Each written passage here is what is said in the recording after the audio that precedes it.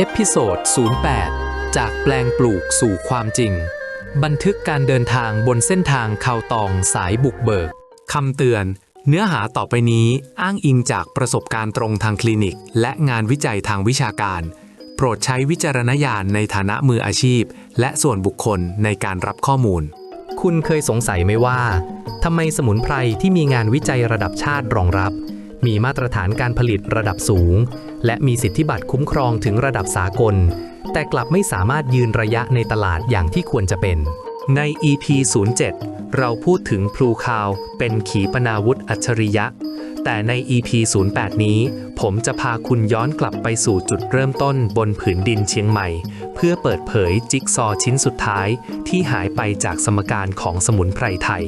เรื่องราวที่ผมกำลังจะเล่าไม่ใช่เรื่องของความล้มเหลว แต่มันคือบทเรียนทางวิทยาศาสตร์ที่ล้ำค่าที่สุดที่ยืนยันว่าแค่มีสารสกัดเขาตองที่ดีนั่นยังไม่พอหัวใจสำคัญที่ขาดหายไปคืออะไรทำไมกระบวนการเปลี่ยนรูปทางชีวภาพถึงเป็นตัวแปรเดียวที่พลิกผลลัพธ์จากความนิ่งสนิทกลายเป็นการค้นพบที่สร้างความเปลี่ยนแปลงอย่างน่าทึ่งเตรียมตาสว่างไปกับบันทึกการเดินทางของเภสัชกรผู้บุกเบิกที่จะทำให้คุณเข้าใจว่าพลังที่แท้จริงของเขาตอง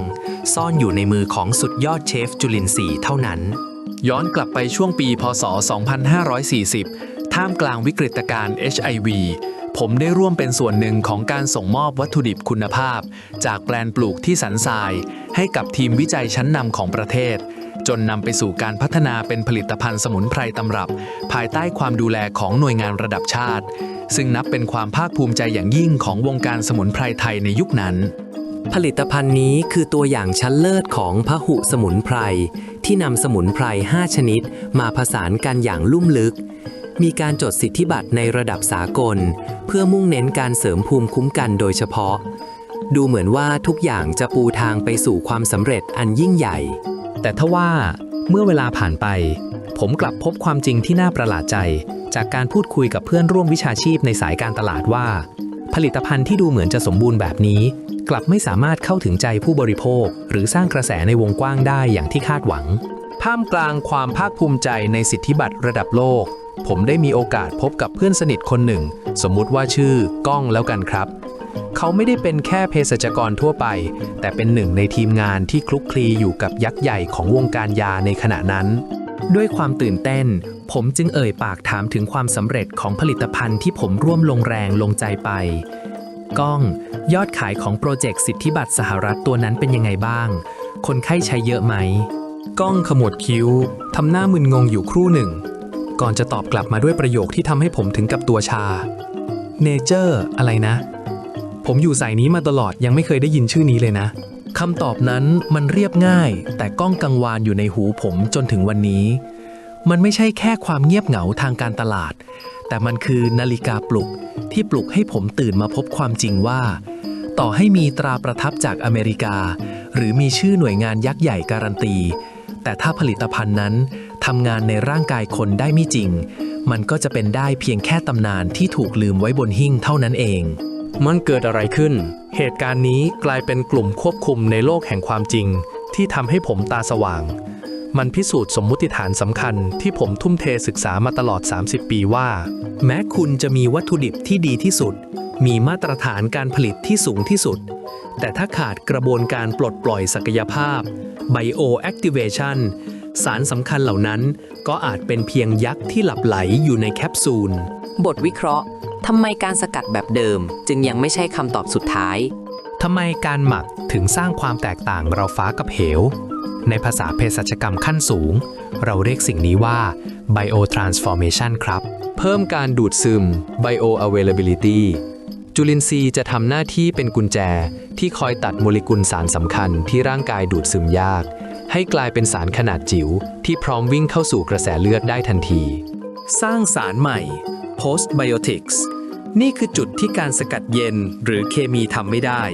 คือการปรุงแต่งสารประกอบใหม่ๆที่ไม่มีอยู่เดิมในพืชสด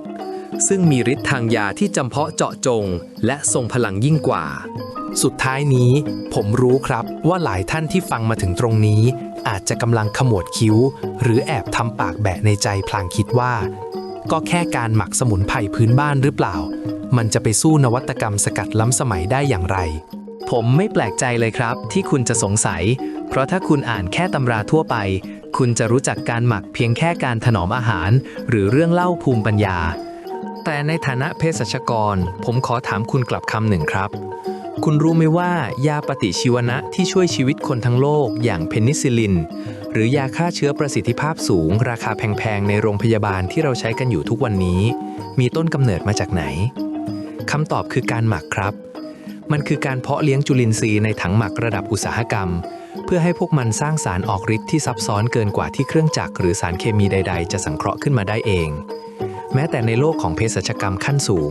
เราไม่ได้เรียกสิ่งนี้ว่าการหมักแบบบ้านๆแต่เราเรียกว่า bio-transformation หรือการเปลี่ยนรูปทางชีวภาพจุลินทรีย์ที่ผมคัดสรรมาเปรียบเสมือนห้องแลบเคลื่อนที่ทำงานถวายหัวตลอด 24 ชั่วโมง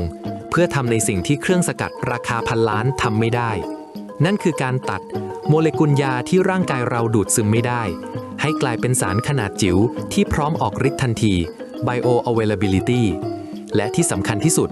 มันสร้าง postbiotics สารออกฤทธิ์ใหม่ๆที่ทรงพลังยิ่งกว่าพืชสดหลายเท่าตัว